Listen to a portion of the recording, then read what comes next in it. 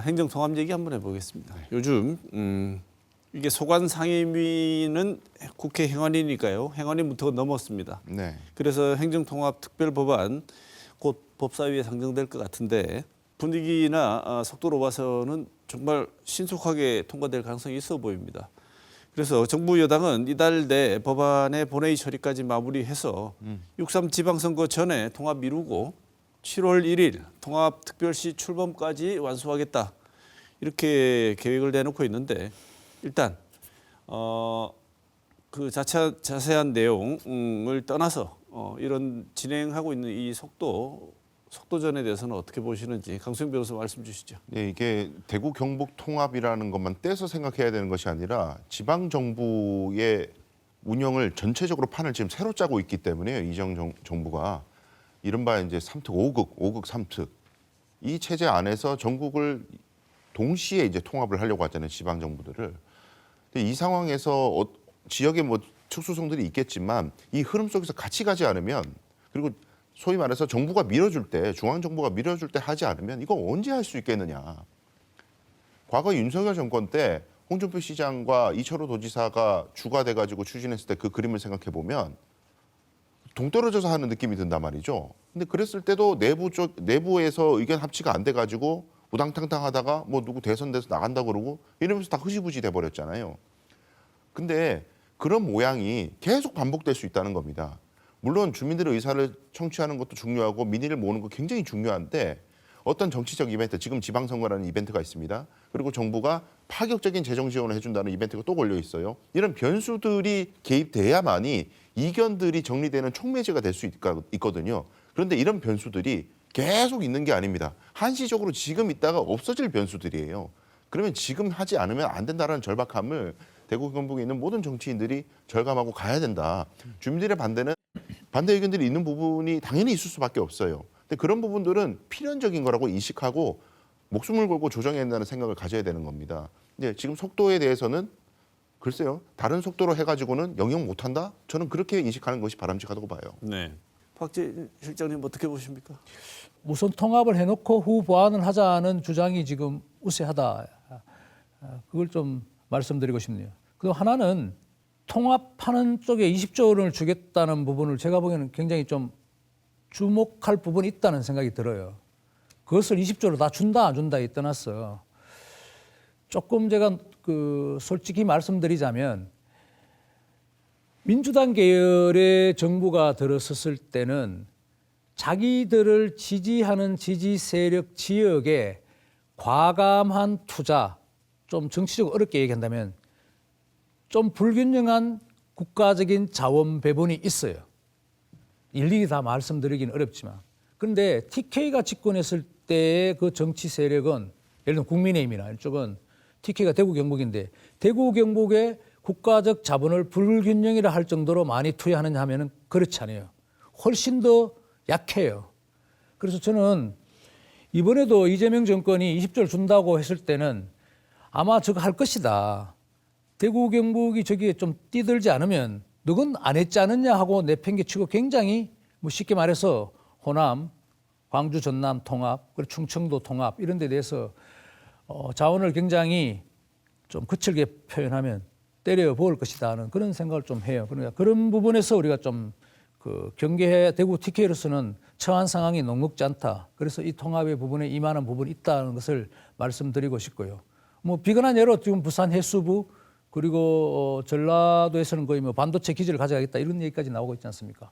그런 측면이 하나 있고 대구가 2년 연속 마이너스이고 33년째입니까? 4년째인지 모르겠는데 GRDP 꼴찌다. 그런 도시다.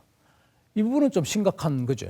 국가적인 성장의 평균을 계속 대구가 밑돌고 있다면 이건 뭔가 문제가 있는 것이다. 모두의 말씀대로 정치적으로든 아니면 산업 지평이든 경제적으로든 아니면 인력 구성이든 이걸 한 번 더 세팅을 새롭게 해볼 수 있는 측면에서는 TK 통합 좀 그렇게 썩 성공할 것이라고 생각하지는 않지만 지금쯤은 한번 시도해 볼 필요는 있다 이렇게 봅니다. 네. 특별 법안이 국회 본회의 통과하게 되면 이번 선거부터 대구시장 그리고 경북도지사가 아닌 단 한 명, 정확한 명칭은 다음에 또 다시 나오겠습니다만 한 명 뽑게 되는 것이죠. 이렇게 됐을 때 지금 당장 지금 진행 상황에서 여러 가지 들리는 얘기들 상황 종합하면 박지일 실장 보시기에 지금 가장 앞으로 우려되는 지점 어디라고 보십니까? 통합특별법 안에도 두루뭉실하게 이렇게 이제 규정을 했는 부분인데 TK 통합특별시가 있다면은 그 시청 흔히 말하는 거죠. 지방행정수도인데 그 수도를 확실하게 어디로 할 것인가는 정해지지 않았어요. 그냥 안동과 지금 안동 예천 청사와 대구 동인동 그리고 옛 경북도 청사를 쓴다는 정도로만 지금 규정해 있고 그래서 이게 이제 아마 앞으로 좀 논쟁이 클 거예요. 근데 뭐 나중에 격렬한 토론 끝에 뭐 결론이 날 수도 있겠죠. 차차 해도 된다는 뜻이고 두 번째는 이제 의회 소재지도 마찬가지입니다. 대구 경북 특별시가 발족하면 그걸 주민이 대표할 수 있는 의회가 구성되고 그 의회 소재지도 있어야 하는데 그것이 예천호에 있을지 대구에 있을지 아직 결정이 되지 않았다는 것이고 또 하나 약간 이제 지금 다급하기도 하고 심각한 부분은 대구시 의회와 경북도 의회가 통합해서 이번에 선거를 해야 되잖아요. 그런데 시의원은 30명, 경북 33명, 경북도 의원은 61명인가 이래요. 2대1 정도인데 이게 지금 인구 편차가 맞지 않아요. 대구와 경북이 거의 한 234만, 250만 비슷한 수준인데 의원 숫자는 지금 거의 절반 정도밖에 대구가 되지 않으니까 이게 지금 헌법재판소에서 판결해 놓기를 광역의원의 경우에는 인구 편차 3대 1을 규정하고 있어요. 경북도내끼리만 해도 지금 문제가 되는 것이 있는데 대구와 같이 붙여놨을 때 선거구 획정 문제가 굉장히 복잡할 수도 있다.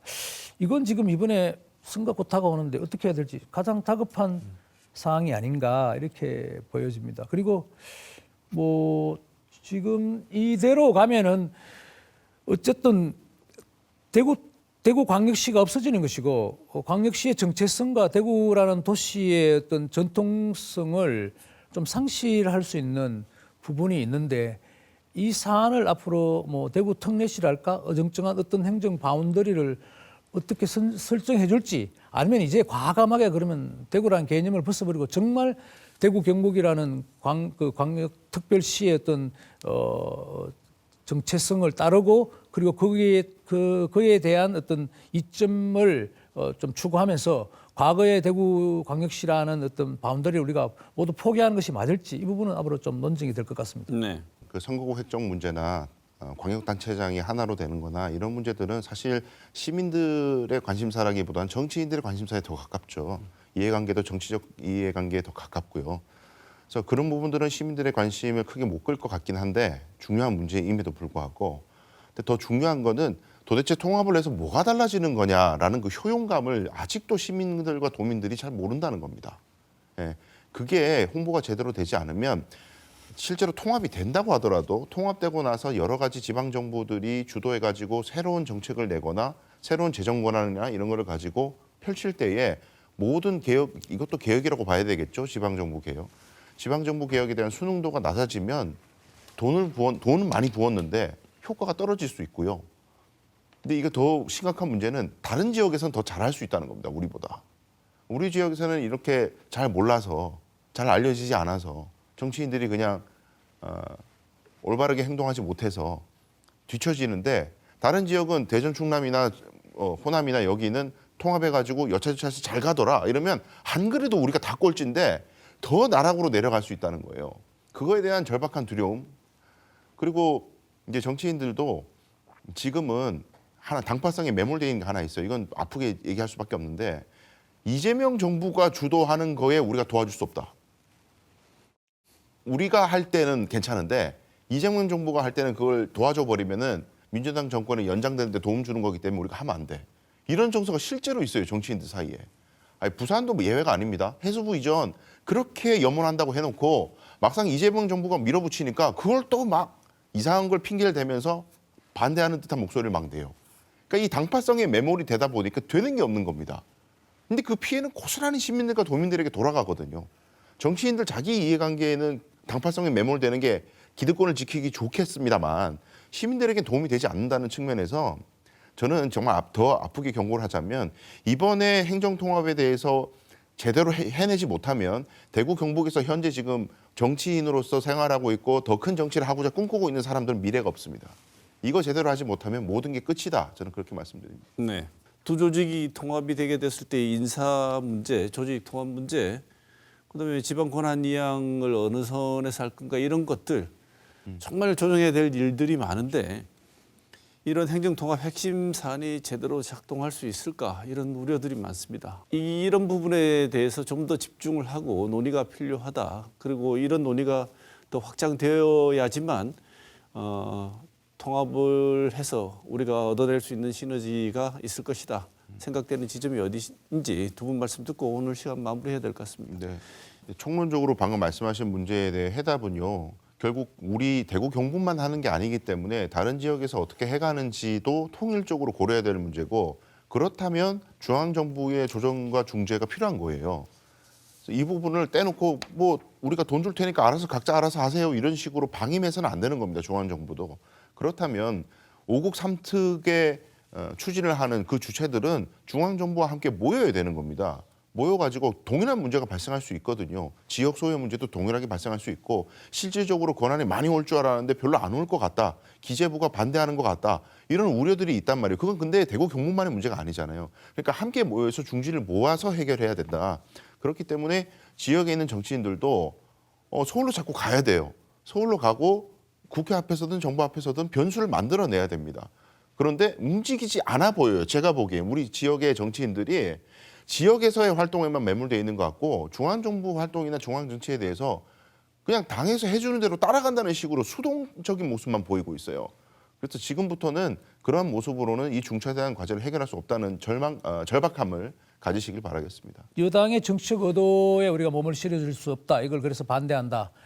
이건 좀 패착이 될 수 있지 않을까 이런 생각은 들고요. TK 그러니까 대구 경북이 지금 국토 면적이 한 20% 되거든요. 한 2만 제곱킬로미터 정도 되는데 굉장히 큰 광범위한 공간을 차지하고 있다.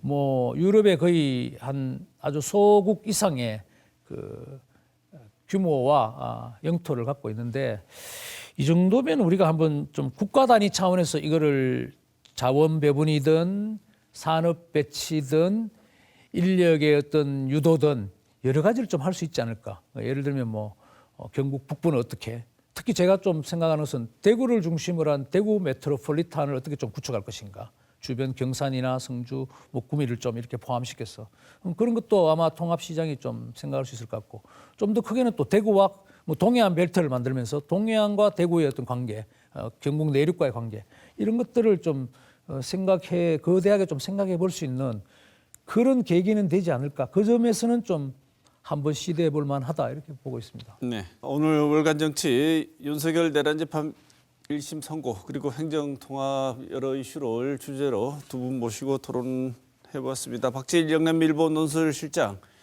상수현 변호사 오늘도 함께해 주셨습니다. 두 분 좋은 말씀 감사드립니다. 오늘 이 시간 여기서 마치겠습니다. 고맙습니다.